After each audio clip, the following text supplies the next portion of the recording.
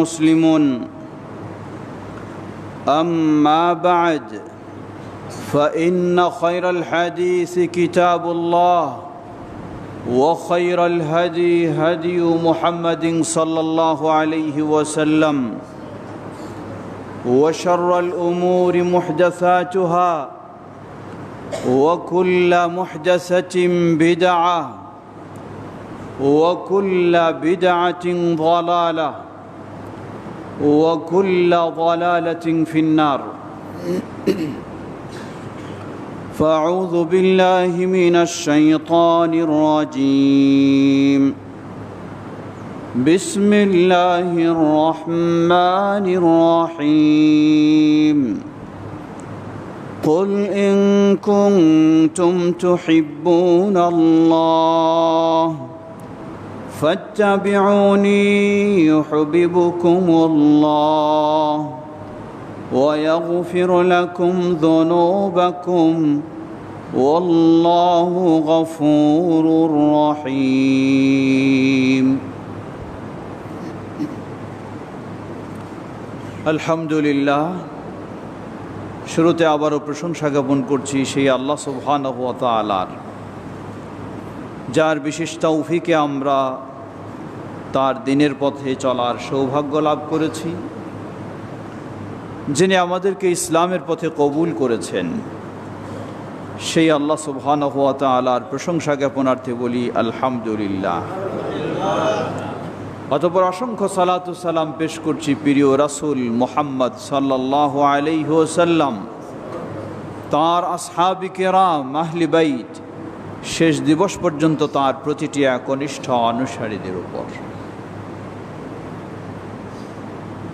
আল্লাহ সুবহানাহু ওয়া তাআলার আবারও প্রশংসা জ্ঞাপন করছি, যিনি আজকে আপনাদের সাথে এই ঐতিহ্যবাহী কাঞ্চনপুর পশ্চিমপাড়া জামে মসজিদে জুমার সালাত আদায় করার সুযোগ করে দিয়েছেন। সেই আল্লাহ সুবহানাহু ওয়া তাআলার প্রশংসা জ্ঞাপনার্থে আবারও বলি আলহামদুলিল্লাহি হামদান কাসীরান তাইয়িবান মুবারাকান ফি। সমবেত মুসল্লিবৃন্দ, আপনারা হয়তো অবগত রয়েছেন, কিছুক্ষণ আগেও আপনাদের কৃতি সন্তান দেশ বরেণ্য বাগ্মী অধ্যাপক নজরুল ইসলাম সাহেব তিনিও জানালেন, বাংলাদেশ জমিয়তে আহলে হাদিস ও জমিয়ত শুব্বানে আহলে হাদিসের পক্ষ থেকে বিশেষ করে টাঙ্গাইল জেলার এই বাসাইল উপজেলায় আজকে একটি দাওয়াতি সফরে আমরা এসেছি। প্রায়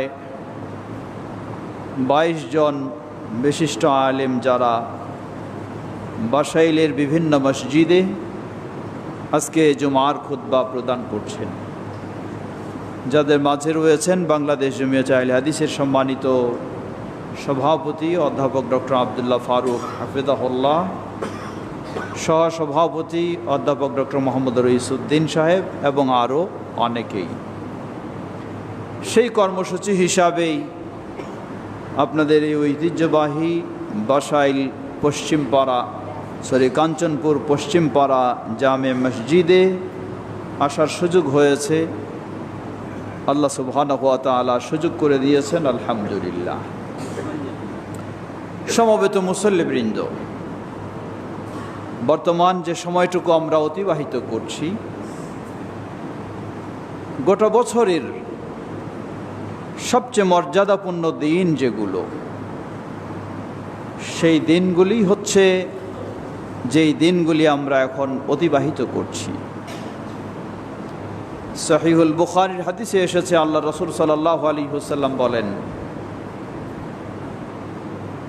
মা মিন আইয়ামিন আল আমালুস সালিহু ফীহিন্না আহাব্বু ইলাল্লাহ মিন হাযিহি আল আইয়াম আল আশারা। قالوا ولا الجهاد في سبيل الله يا رسول الله؟ قال ولا الجهاد في سبيل الله إلا من خرج بنفسه وماله فلم يرجع بذلك من شيء। রাসূলুল্লাহ সাল্লাল্লাহু আলাইহি ওয়াসাল্লাম বললেন, যে গোটা বছরের মাঝে যেই দিনগুলির ভালো কাজ, ভালো আমল আল্লাহর কাছে সবচেয়ে বেশি পছন্দনীয়, সবচেয়ে বেশি প্রিয়, সেই দিনগুলি হচ্ছে এই যুলহজ্জা মাসের প্রথম 10 দিন। আলহামদুলিল্লাহ, আল্লাহ আমাদেরকে এই প্রথম 10 দিন পাওয়ার সুযোগ করে দিয়েছেন, বলি আলহামদুলিল্লাহ। গোটা বছরে রাতের দিক থেকে সবচেয়ে মর্যাদাপূর্ণ রাত হলো রমাদান মাসের শেষ দশকের রাত, আর গোটা বছরে দিনের দিক থেকে সবচেয়ে মর্যাদাপূর্ণ দিন হলো এই যুলহজ্জা মাসের প্রথম 10 দিন। আমাদের দেশের চাঁদ দেখা অনুযায়ী আজকে আমরা দ্বিতীয় দিনে রয়েছি। আগামী 7 তারিখে 10ম দিন, অর্থাৎ 7ই জুনে 10ম দিন পূর্ণ হবে ইনশাআল্লাহ। সাহাবাই কেরাম জিজ্ঞাসা করলেন, হে আল্লাহ রাসূল সাল্লাল্লাহু আলাইহি ওয়াসাল্লাম, এই দিনগুলির আমল আল্লাহর কাছে অত্যন্ত প্রিয় বলে আপনি বললেন, ওয়ালাল জিহাদু ফি সাবিলিল্লাহ, আল্লাহর পথে যদি জিহাদ ফি সাবিলিল্লাহ কেউ করে থাকে সেটার চেয়েও কি এই দিনগুলির আমলগুলি আল্লাহর কাছে বেশি প্রিয়, বেশি পছন্দনীয়?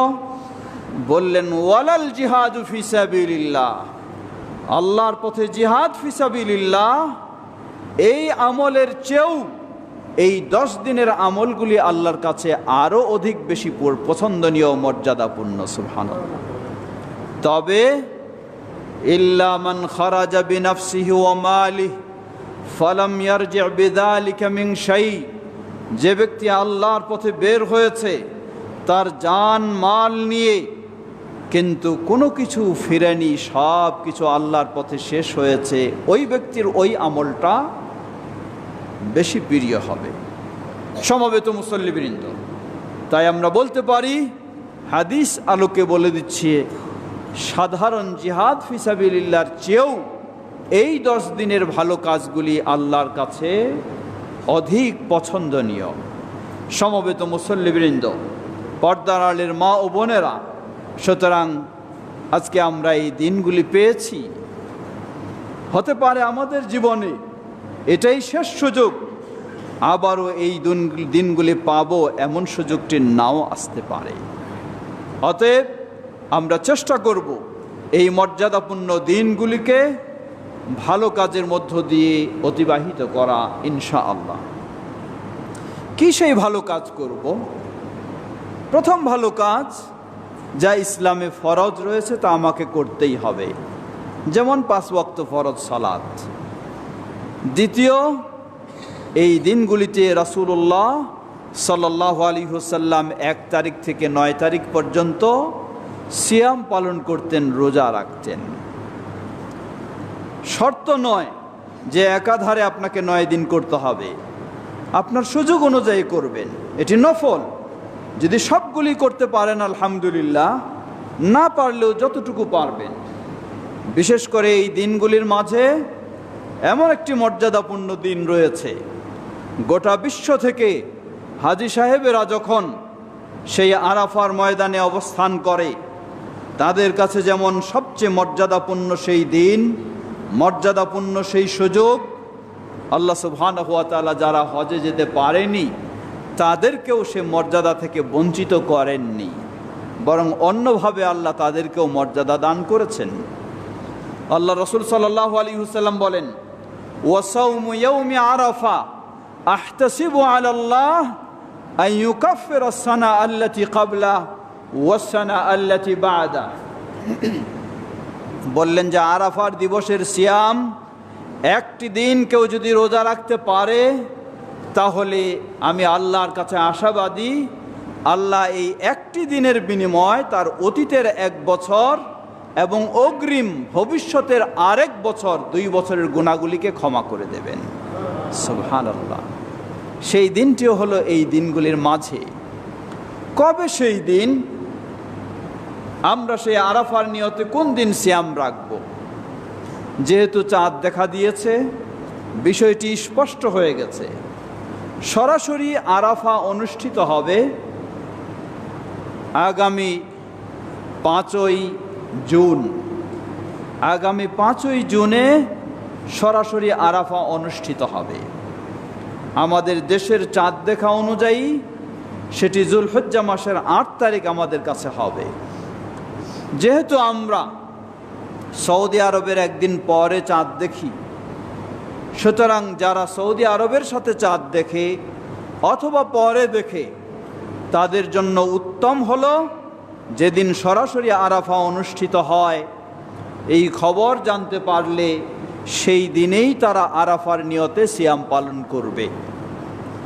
যেহেতু অলরেডি আমরা জেনেছি আগামী 5 তারিখ 5ই জুন সরাসরি আরাফা অনুষ্ঠিত হবে ইনশাআল্লাহ, তাই 5ই জুন সেই দিন আমরা আরাফার নিয়তে সিয়াম পালন করব ইনশাআল্লাহ।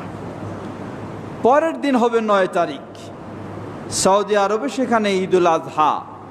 আবার কেউ এটি মনে করব না যেহেতু আরাফার পরের দিনেই ঈদ হয়, কুরবানি হয়, তাহলে আমরা পরের দিনে কুরবানি করব না কেন, ঈদের সালাত আদায় করব না কেন? জবাব, আমরা ঈদ করব যুলহজ্জা মাসের চাঁদ দেখে 10 তারিখ যেদিন আমাদের কাছে, সেই দিন আমরা ঈদ করব। তা হবে আমাদের দেশের চাঁদ দেখা অনুযায়ী জুন মাসের 7 তারিখ।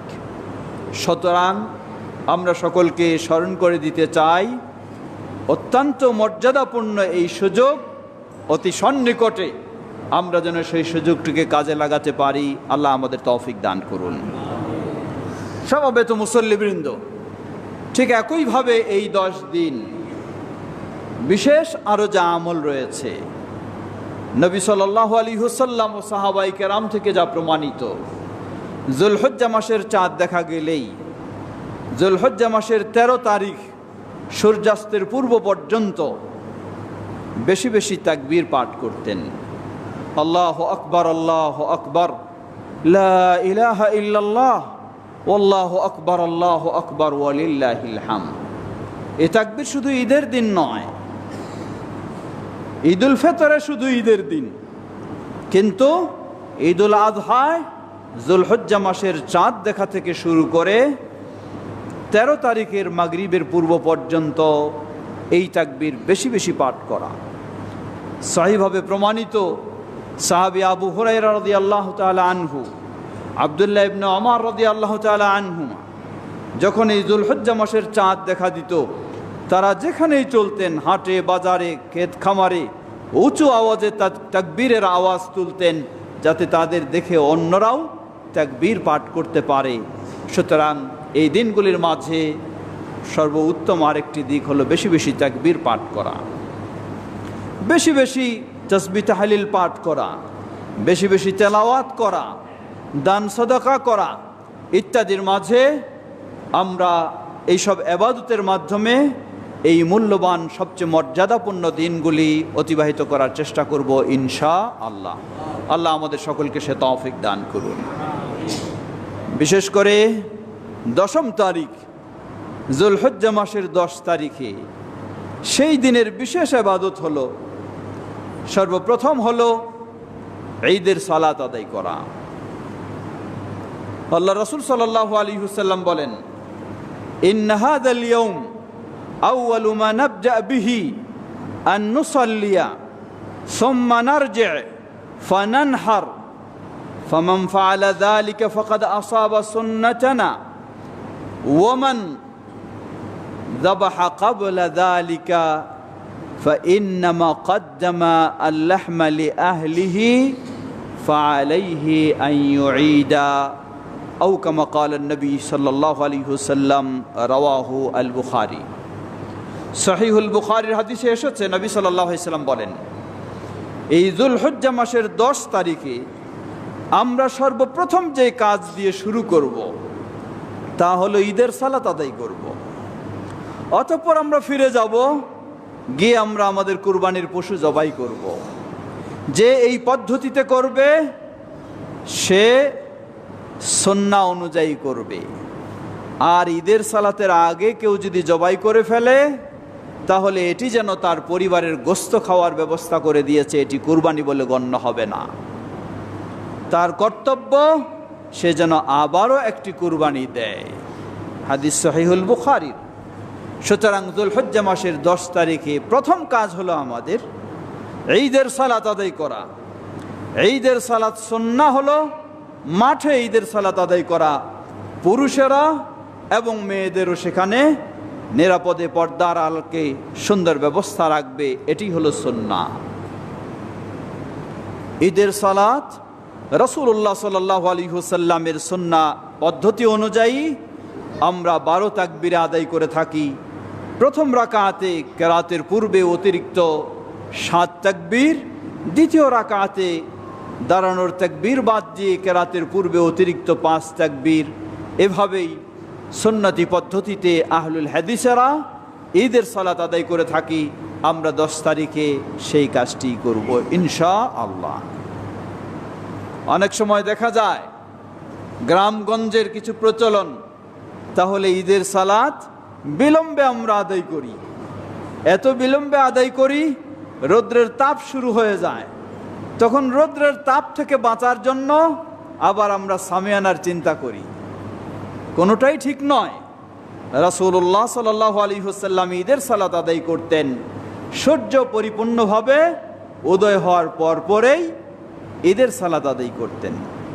আমরাও যদি সেই ধরনের কাছাকাছি সময়ে আদায় করার চেষ্টা করি, তাহলে আমাদেরও ওই রৌদ্রের তাপেরও সমস্যায় পড়তে হবে না, এবং বিকল্পভাবে ওই বেদাতি চিন্তাও নিতে হবে না যে ঈদগাহে আবার ত্রিপাল দেওয়া বা সামিয়ানা তৈরি করা। নিয়মই হলো খোলা মাঠে সালাত আদায় করা। আপনি খোলা মাঠটাকেও আবার সেই ত্রিপাল দিয়ে সামিয়ানা দিয়ে আবার ওটাকেও ঘর বানিয়ে ফেললেন, তাহলে কোথায় সেই সুন্নাহ আদায় হলো?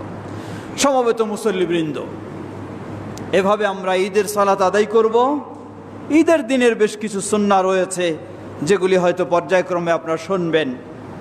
সালাতের পরেই আমাদের কাজ হলো আরেকটি গুরুত্বপূর্ণ, সেটি হলো ঈদুল আজহার কুরবানি। ঈদুল আজহার কুরবানি এর হুকুম কি? হুকুম নিয়ে কিছু মতভেদ রয়েছে। কেউ বলেছেন ওয়াজিব, কেউ বলেছেন সুন্নতে মুআক্কাদা। মূলত বিস্তারিত পর্যালোচনা করলে বোঝা যায় এটি সুন্নতে মুআক্কাদা।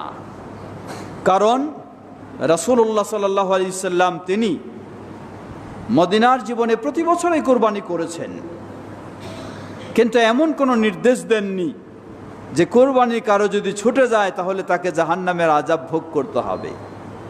এমন কোনো প্রমাণিত হয়নি। এটাই প্রমাণ করে যে এটি ওই পর্যায়ের নয়। যার কারণে সাহাবায়ে কেরামদের মাঝে দেখা গেছে আবু বকর সিদ্দিক রাদিয়াল্লাহু আনহু, ওমর ইবনুল খাত্তাব রাদিয়াল্লাহু আনহু মানুষ যেন ভুল না বুঝে এজন্য সামর্থ্য থাকা সত্ত্বেও কখনো তারা কোরবানি অফ রাখতেন, বলতেন যেন মানুষ এটাকে অপরিহার্য মানে ওয়াজিব পর্যায়ে যেন মনে না করে। সেগুলি থেকে বোঝা যায় এটি সুন্নতে মুআক্কাদা। এর অর্থ এই নয় আপনি ছাড় নেওয়ার সুযোগ নেবেন, তা যেন না হয়। কারণ সামর্থ্য থাকলে আপনি কুরবানি দেবেন। এই কুরবানিতে শুধু আপনার হক নয়, আপনার পরিবারের সন্তানদের সদস্যদেরও হক রয়েছে। বিশেষ করে গ্রামগঞ্জে এই চিত্রটি ফুটে ওঠে। কোনো পরিবারে যদি কুরবানি না দিতে পারে, সেই পরিবারের সন্তানেরা অনেক সময় যেন সমাজে একটা কষ্ট অনুভব করে যে সকলেরই কুরবানি হলো, আমাদের কুরবানি হলো না। কত পয়সাই দরকার, আপনার গরুর সামর্থ্য নেই, একটা ছাগল দেবেন, অসুবিধা নেই, এটা লজ্জার বিষয় নয়। কিন্তু আপনি বিভিন্ন অজুহাতে বলবেন আমার টাকা পয়সা নাই, দিতে পারলাম না, তা হওয়া উচিত নয়। সাধ্যপক্ষে চেষ্টা করা উচিত। এ কুরবানি অধিকার রয়েছে প্রতিবেশীর, অধিকার রয়েছে অসহায় ফকির মিসকিনের, তাই সামর্থ্য থাকা সত্ত্বেও বর্জন করা উচিত নয়, চেষ্টা করা উচিত। সমবেত মুসল্লিবৃন্দ, কিভাবে আমরা কুরবানি দেব? জবাব, প্রতিটি পরিবার থেকে একটি কুরবানি দিতে পারলে আলহামদুলিল্লাহ সেটি উত্তম।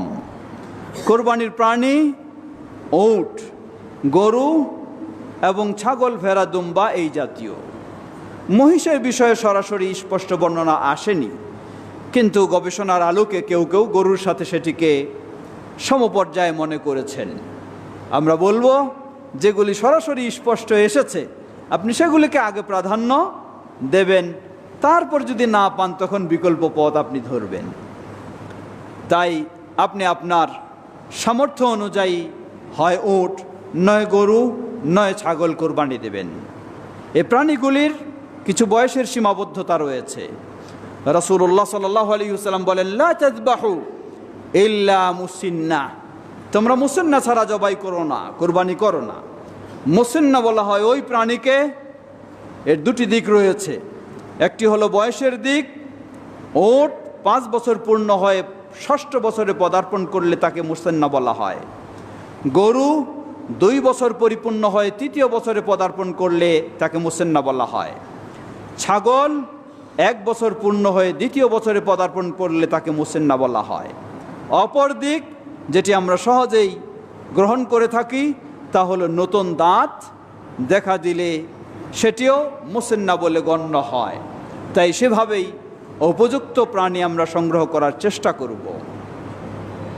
যেগুলি খুদ মুক্ত হতে হয়, চোখ নষ্ট হয়ে গেছে, কান অধিকাংশই কেটে ফেলা হয়েছে, অথবা পা এত ল্যাংড়া হয়ে গেছে চলার মতো ক্ষমতা নেই, এমন খুদ মুক্ত হওয়া চেষ্টা করব। তবে মনে রাখতে হবে, ভালো প্রাণী নেওয়ার চেষ্টা করব এর মানে এই নয় আমি যেন বাজারের সারা প্রাণী নেব আর মানুষের মাঝে প্রচার শুরু করে দেব যে আমি সবচেয়ে বড় ভালো গরু নিয়েছি, বেশি দামে নিয়েছি, এই সমাজে আমার চেয়ে কেউ বেশি দামে কেনে নাই। এই লৌকিকতা যেন আমাদের আবার না আসে। আল্লাহ বলেন, লা ইয়ানালুল্লাহু লুহুমুহা ওয়ালা দিমাউহা ওয়ালাকিন ইয়ানালুহু তাকওয়া মিনকুম, জেনে রাখো তোমাদের কুরবানির রক্ত গোশত আল্লাহর কাছে পৌঁছে না, আল্লাহর কাছে পৌঁছে তোমাদের ভিতরে কতটুকু আল্লাহ ভীতি রয়েছে, তোমাদের ভিতরে কতটুকু তাকওয়া রয়েছে, এটি আল্লাহর কাছে পৌঁছে। যদি এটাই হয় তাহলে কুরবানির পিছনে আমাদের উদ্দেশ্য হবে আল্লাহ সুবহানাহু ওয়া তাআলার সন্তুষ্টি অর্জন, মানুষকে দেখানো নয়, মানুষের প্রশংসা পাওয়ানো নয়। বিশেষ করে এখন তো হলো মোবাইলের যুগ, কোনো কিছু করতে না করতেই মানুষকে দেখানোর জন্য ছবি নিয়ে আমরা ছেড়ে দিচ্ছি। এইভাবে যদি লৌকিকতায় আমাদের ইবাদত হয়ে যায় তাহলে এটি ভয়ঙ্কর বিষয়, সেই ইবাদতে আপনার শিরক এসে যাবে। সওয়াব তো দূরের কথা, আপনি এই ইবাদতে আরও বেশি গুনাহগার হয়ে যাবেন। অতএব আমাদের চিন্তা রাখতে হবে। আল্লাহ বলেন, কুল ইন্না সালাতি ওয়া নুসুকি ওয়া মাহইয়ায়া ওয়া মামাতি লিল্লাহি রাব্বিল আলামিন লা শারীকা লাহু ওয়া বিযালিকা উমিরতু ওয়া আনা আউয়ালুল মুসলিমিন। ঘোষণা দাও, আমার সালাত, আমার কুরবানি, আমার যাবতীয় ইবাদত, আমার জীবন, আমার মরণ সব কিছুই একমাত্র লিল্লাহি রাব্বিল আলামিন, গোটা বিশ্বজগতের যিনি রব প্রতিপালক সেই আল্লাহর জন্য। কে তিনি? লা শারীকা লাহ, যার কোনো দিক থেকে কোনো রকমের শরীক নেই। আমাদের প্রতিটি ইবাদত হতে হবে শিরক মুক্ত। আজকে সৌভাগ্যবান আহলুল হাদিস হওয়ার কারণে আমরা চেষ্টা করে থাকি, সচেতন হই এই ক্ষেত্রে যেন আমাদের আমলে শিরক না এসে যায়, বেদা না এসে যায়।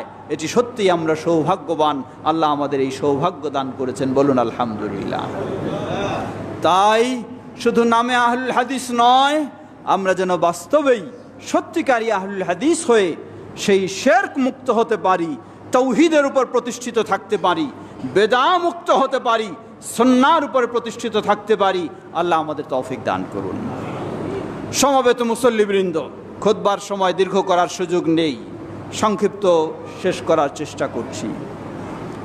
কোরবানি দেব পরিবার থেকে একটি প্রাণী, যদি সম্ভব হয়। সম্ভব না হলে আল্লাহ রাসূল সাল্লাল্লাহু আলাইহি ওয়াসাল্লাম বলেন, আল বাকারাতু আন সাবআ, একটি গরু অথবা একটি উট সাতের পক্ষ থেকেও কোরবানি দেওয়া যায়। সাত কি?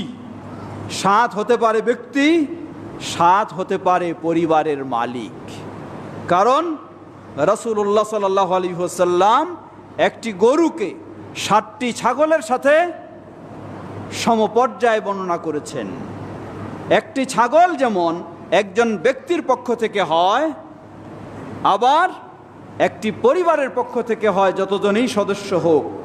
ঠিক একটি গরুর 1/7 7 ভাগের 1 ভাগ, এটাও তেমনিভাবে একজন ব্যক্তির পক্ষ থেকেও হবে ও একটি পরিবারের পক্ষ থেকেও হবে। কিছু কিছু ফতোয়া সমাজে ছড়ানো হয় যে এই শরিকি কুরবানি, শেয়ারে কুরবানি, ভাগে কুরবানি, এটি শুধু সফরে সীমাবদ্ধ, বাড়িতে চলবে না। এ কথা সঠিক নয়। কারণ রাসূলুল্লাহ সাল্লাল্লাহু আলাইহি ওয়াসাল্লাম, সাহাবায়ে কেরাম এবং আজও পর্যন্ত কোনো নির্ভরযোগ্য প্রসিদ্ধ ইমাম মুহাদ্দিস এই ধরনের ফতোয়া কেউ দেন নাই। ভারতবর্ষে আহলুল হাদিসদের প্রসিদ্ধ ইমাম ছিলেন, যারা আলেম ছিলেন, আল্লামা আব্দুর রহমান মুবারকপুরী, তিরমিজির ভাষ্যকার, তুহফাতুল আহওয়াদির লেখক আল্লামা ওবায়দুল্লাহ মুবারকপুরী, মিশকাতুল মাসাবির ভাষ্যকার, মিরআতুল মাসাবিহ এর লেখক, তারা সবাই এই ফতোয়াই দিয়েছেন যে হাদিস থেকে সফরের কোনো সীমাবদ্ধতা নেই। এমনকি সৌদি আরবের ফতোয়া বোর্ড তারাও বলছেন যে এটি কোনো সফরের সাথে সীমাবদ্ধ নয়। অতএব যারা এই ধরনের ফতোয়া দেন, আমরা বলবো এই ফতোয়া সঠিক নয়। এমন ফতোয়া কান দিয়ে আপনি বিশৃঙ্খলায় পড়বেন না, সমাজে বিশৃঙ্খলা করবেন না। হ্যাঁ, অবশ্যই কোনো সন্দেহ নেই, আপনি যদি ভাগাভাগি করে না দিয়ে একটা ছাগল দেন, বলবো অবশ্যই উত্তম, কোনো সন্দেহ নেই। কিন্তু অবশ্যই জায়েজ রয়েছে একটা গরুর 7 ভাগের 1 ভাগ আপনার গ্রহণ করা। সেটি হতে পারে 7 জন মিলেও হতে পারে, অথবা কমও হতে পারে, সবটি জায়েজ রয়েছে। কিছু বিষয় আমাদেরকে লক্ষ্য রাখতে হবে। এরপর আসি, কোরবানির কিছু গুরুত্বপূর্ণ দিক রয়েছে। যথাযথ পদ্ধতি নিয়ম অনুযায়ী জবাই হবে, কোরবানির গোশত প্রস্তুত করবেন। আল্লাহ রাসূল সাল্লাল্লাহু আলাইহি সাল্লাম কঠিনভাবে নিষেধ করেছেন যে কোরবানির পশুর গোশত কেটে দিবে তাকে পারিশ্রমিক হিসাবে কোরবানির কোনো অংশ দেওয়া জায়েজ হবে না। মনে রাখবেন, এটি খেয়াল করবেন। আমাদের সমাজে গ্রাম পর্যায়ে কি সমস্যা হয়? দুটোই সমস্যা হয়। প্রতিবেশী হিসাবে আমরা তাদেরকে কাটার জন্য হেল্প নেই। তাদেরকে যদি আবার বলি যে ভাই তোমাকে কিছু পারিশ্রমিক আমাকে দিতে হবে, তিনি আবার এটাতে কষ্ট পান, ও আমি একটু গরুটা কেটে দিলাম, এখন আমাকে আবার টাকা দিচ্ছে না। এটি শরীয়তের মাসআলা, আপনাকে খেয়াল রাখতে হবে। রাসূল সাল্লাল্লাহু আলাইহি ওয়াসাল্লাম কঠিনভাবে নিষেধ করেছেন। কসাই যারা অর্থাৎ গরু কেটে দেবে, বানায় দেবে, প্রস্তুত করে দেবে, তাদেরকে গরুর কোনো অংশ থেকে পারিশ্রমিক দেওয়া যাবে না। মাথা দেওয়া যাবে না, পা দেওয়া যাবে না, চামড়া দেওয়া যাবে না, গোশতও দেওয়া যাবে না, কোনো অংশ পারিশ্রমিক হিসেবে দেওয়া যাবে না।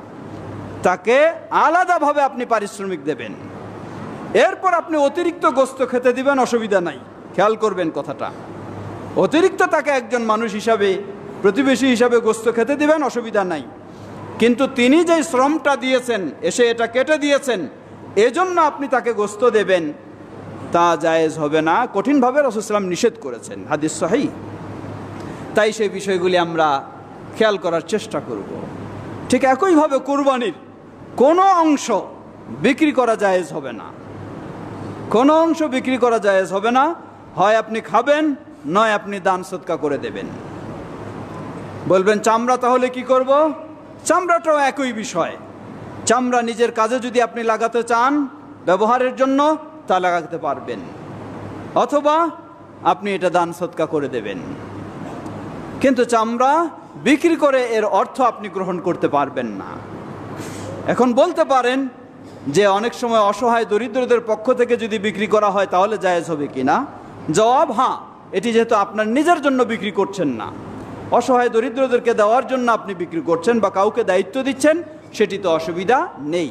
কিন্তু কোনোভাবে নিজে সেটিকে বিক্রি করে গ্রহণ করার সুযোগ নেই, তাহলে আপনার কোরবানি কখনো আল্লাহর জন্য বলে গণ্য হবে না। সমবেত মুসল্লিবৃন্দ, আমরা চেষ্টা করব সাধ্যপক্ষে কোরবানির বিষয়গুলি যথাযথ লক্ষ্য রাখা।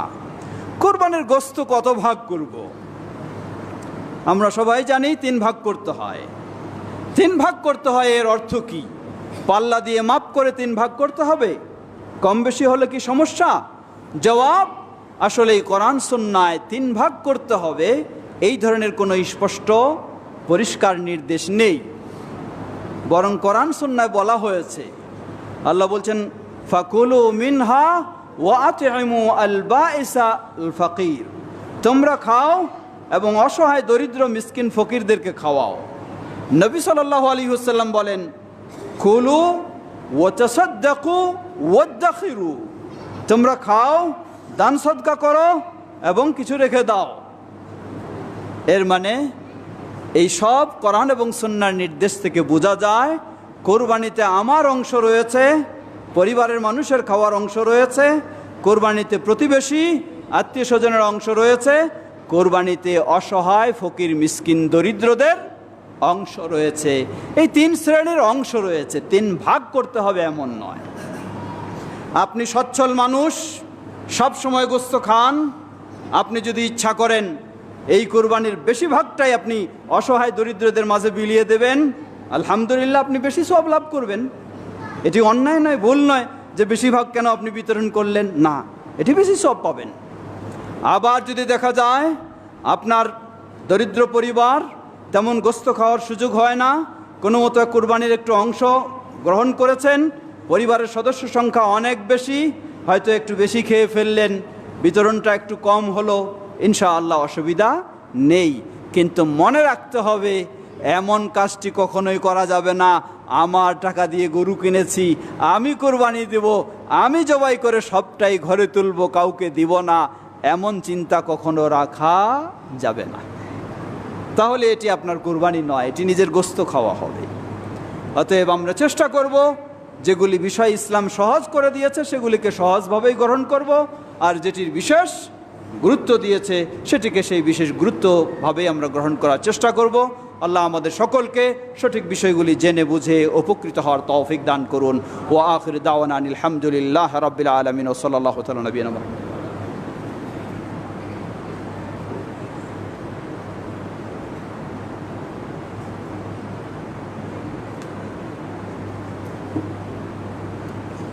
আলহামদুলিল্লাহ আলহামদুলিল্লাহি রাব্বিল আলামিন والصلاة والسلام على عبد الله ورسوله نبينا محمد وعلى آله وصحبه أجمعين أما بعد। সমবেত মুসল্লিবৃন্দ, খুতবার সময় খুব দীর্ঘ করা উচিত নয়, প্রায় শেষ হয়ে গেছে, অতি স্বল্প সময়ে শেষ করব। প্রথম খুতবায় যে বিষয়টি আমি ইঙ্গিত করেছিলাম, আল্লাহ সুবহানাহু ওয়া তাআলার বিশেষ আমাদের প্রতি নেয়ামত, বিশেষ অনুগ্রহ যে আমরা আহলুল হাদিস হওয়ার সৌভাগ্য লাভ করেছি। আবারও বলি আলহামদুলিল্লাহ, এটি আল্লাহর বিশেষ অনুগ্রহ। আপনার আমার মতো কত মানুষ ডিগ্রির অভাব নেই, পড়ালেখার অভাব নেই, তবু মাজারে পড়ে আছে, আল্লাহকে সেজদা না দিয়ে কবরে সেজদা দেয়। আপনার আমার মতো কত মানুষ বহু সম্পদের মালিক, তবু তাওহীদের পথ সে দেখে নাই, সুন্নাহর পথ সে দেখে নাই, সঠিক আকীদার পথ সে দেখে নাই, ইসলামের নামে কুসংস্কারের মাঝে মগ্ন রয়েছে। কিন্তু আল্লাহ সুবহানাহু ওয়া তাআলার বিশেষ তৌফিকে আল্লাহ আমাদেরকে কবুল করেছেন, আল্লাহ আমাদেরকে তাওহীদের পথ চেনার সুযোগ করে দিয়েছেন, আল্লাহ আমাদেরকে কবুল করেছেন, সুন্নাহর পথ আমাদেরকে চেনার সুযোগ করে দিয়েছেন, শিরক বুঝার সুযোগ করে দিয়েছেন, শিরক থেকে বিরত থাকার সুযোগ করে দিয়েছেন, বেদা বুঝার সুযোগ করে দিয়েছেন, বেদা থেকে বিরত থাকার সুযোগ করে দিয়েছেন। এটি একমাত্র আল্লাহ সুবহানাহু ওয়া তাআলার বিশেষ নেয়ামত। সমবেত মুসল্লিবৃন্দ, আল্লাহর এই নেয়ামত লাভ করে আমাদের দায়িত্ব কর্তব্য হলো আল্লাহর বেশি বেশি কৃতজ্ঞতা প্রকাশ করা। কি কৃতজ্ঞতা প্রকাশ করব? সেই কৃতজ্ঞতা হলো আমরা এই বিষয়টিকে আরো সুন্দর করে নেওয়ার চেষ্টা করব। অর্থাৎ আল্লাহ আমাদেরকে আহলুল হাদিস হওয়ার সৌভাগ্য দান করেছেন। কোনো মাযহাবি বানাননি, কোনো তরিকাপন্থী বানাননি, কোনো পীর মুরিদি বানাননি, মাজার পূজারি বানাননি, কবর পূজারি বানাননি। আল্লাহ আমাদেরকে বানিয়েছেন আহলুল হাদিস, বলি আলহামদুলিল্লাহ। অতএব আল্লাহর কৃতজ্ঞতা প্রকাশার্থে আমাদেরকে আরো খাঁটি আহলুল হাদিস হওয়ার চেষ্টা করতে হবে। শুধু জন্মসূত্রে আহলুল হাদিস হলে চলবে না। বাপদাদা আহলুল হাদিস অনেক ভালো মানুষ ছিলেন, আমি সেই পরিবারে জন্ম লাভ করেছি, তাই আমিও ভালো মানুষ হয়ে যেতে পারি না। আমার কাছে ভালো বৈশিষ্ট্য থাকতে হবে, আমার আকীদা ভালো থাকতে হবে, আমার আমল ভালো থাকতে হবে, তাহলে ভালো হতে পারবো। আজকে আপনি 5 ওয়াক্ত সালাত আদায় করবেন না আর দাবি করবেন আপনি আহলুল হাদিস। কিভাবে হতে পারে একজন আহলুল হাদিস 5 ওয়াক্ত সালাত আদায় করবে না? 5 ওয়াক্ত সালাত আদায় না করলে তো মুসলিমে থাকতে পারে না। আল্লাহ রাসূল সাল্লাল্লাহু আলাইহি ওয়াসাল্লাম বলেন, আল ফারকু বাইনাল আবদি ওয়াল কুফরি তারকুস সালাহ। একজন মুসলিম আর একজন অমুসলিমের মাঝে পার্থক্য হলো সালাত বর্জন করা। আপনি দাবি করছেন আহলুল হাদিস, কিন্তু আপনি সালাত আদায় করেন না। দাবি করছেন আহলুল হাদিস, আপনার বাড়িতে পর্দার ব্যবস্থা নেই। দাবি করছেন আহলুল হাদিস, আপনি হালাল হারাম চিনার চিন্তা করছেন না। দাবি করছেন আহলুল হাদিস, আপনি সুদ ঘুষ থেকে মুক্ত হওয়ার চেষ্টা করছেন না। তাহলে এই আহলুল হাদিস হয়ে আল্লাহর কাছে মর্যাদা পাওয়া যাবে না। আমাকে সত্যিকারই আহলুল হাদিস হতে হবে।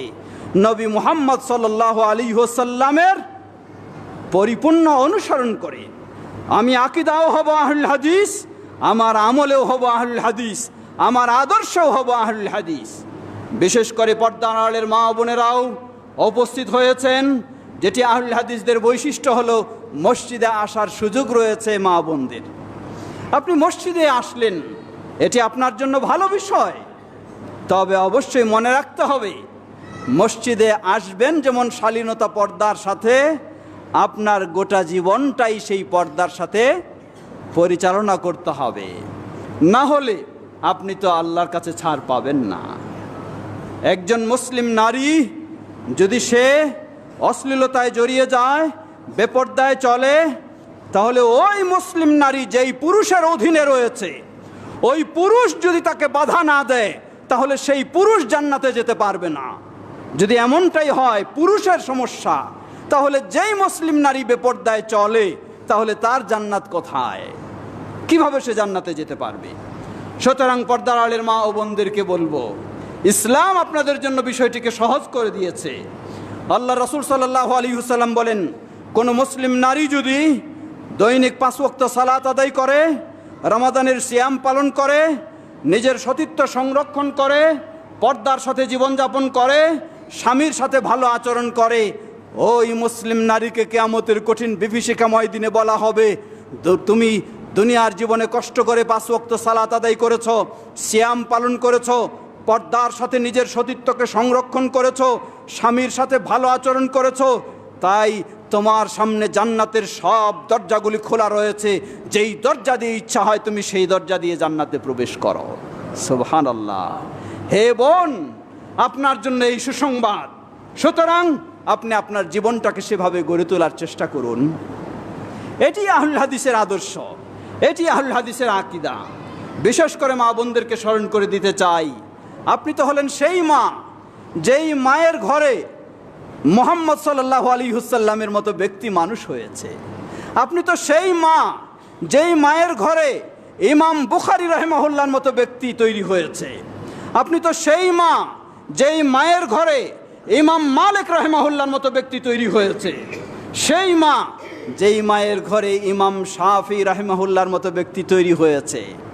ইমাম শাফি রাহিমাহুল্লাহ বাবাকে হারিয়ে ফেলেছেন মাত্র 2 বছর বয়সে, তাকে ইমাম হিসাবে গড়ে তুলেছেন তার মা।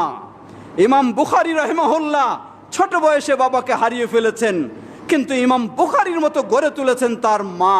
আপনি তো সেই মা, আপনার সন্তানকে আপনি কিভাবে গড়ে তুলছেন একটু আপনাকেও ভাবতে হবে। আপনার সন্তান কি নামাজি হয়? আপনার মেয়ে কি পর্দানশীল হয়? আপনার সন্তানেরা কি ঈমান আকীদা বোঝে? আপনার সন্তানেরা কি দ্বীন বোঝে? সেটি আপনাকে অবশ্যই ভাবতে হবে এবং সেভাবেই আপনাকে গড়ে তোলার চেষ্টা করতে হবে। তাহলে আপনার জন্য আপনার সন্তান বলবে, রব্বির হামহুমা কামা রব্বায়ানি সগীরা। এটা তখন বলবে যখন আপনি শিখাবেন।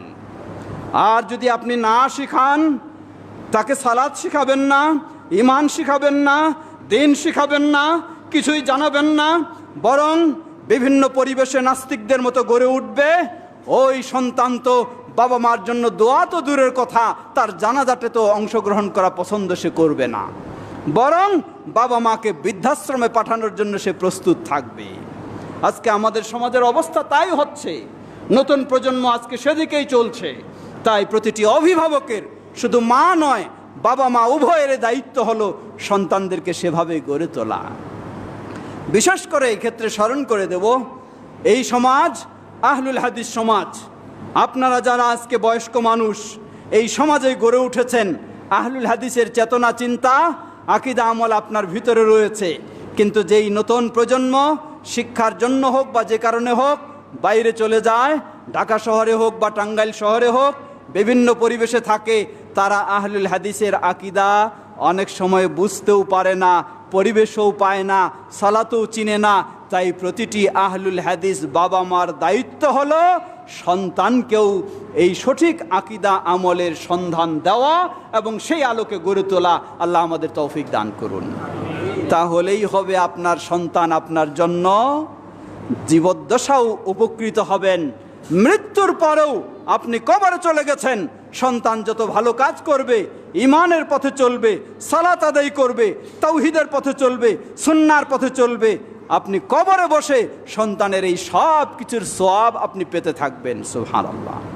আমরা যেন সেভাবে আমাদের সন্তানদেরকে গড়ে তুলতে পারি। আল্লাহ তৌফিক দান করুন। সর্বশেষ বলতে চাই, আহলুল হাদিস এটি আল্লাহ রাব্বুল আলামিনের একটি বিশেষ মর্যাদা আমরা লাভ করেছি। আমাদের দায়িত্ব, কর্তব্য যে যেখানেই থাকি এটিকে আরও ছড়িয়ে দেওয়া, অন্যের কাছে পৌঁছে দেওয়া। আর অন্যের কাছে ছড়িয়ে দেওয়া, পৌঁছে দেওয়া সম্ভব তখনই হবে যখনই আমরা ঐক্যবদ্ধ থাকতে পারব। উদাহরণস্বরূপ, আপনাদের এই ঐতিহ্যবাহী কাঞ্চনপুর পশ্চিমপাড়া জামে মসজিদ, এটি তো বড় হতো না কখনোই যদি আপনারা সবাই ঐক্যবদ্ধ না থাকতেন। যদি এটাকে টুকরা টুকরা ভাঙার চেষ্টা করতেন, তাহলে এটি আজকে এত বড় মসজিদ কখনোই হতো না। কখন হয়েছে? যখন আপনারা সবাই ঐক্যবদ্ধ ছিলেন, তখন হয়েছে। এটাই প্রমাণ করে গোটা বাংলাদেশে আহলুল হাদিসেরা যদি ঐক্যবদ্ধ হয়ে দাওয়াতি কাজ করে, তাহলে আলহামদুলিল্লাহ দিনে দিনে আরও অগ্রসর হবে। এমনকি আমরা আশা করব গোটা বাংলাদেশ আহলুল হাদিসের এই বাংলাদেশ হবে ইনশাআল্লাহ। এজন্য আমাদেরকে ঐক্যবদ্ধ হয়ে কাজ করতে হবে। আল্লামা আব্দুল্লাহিল কাফি আল কুরাইশি রাহিমাহুল্লাহ, আল্লামা ডক্টর মোহাম্মদ আব্দুল বারী রাহিমাহুল্লাহ আমাদের জন্য সেই সুন্দর প্ল্যাটফর্ম রেখে গেছেন, বাংলাদেশ জমিয়তে আহলুল হাদিস।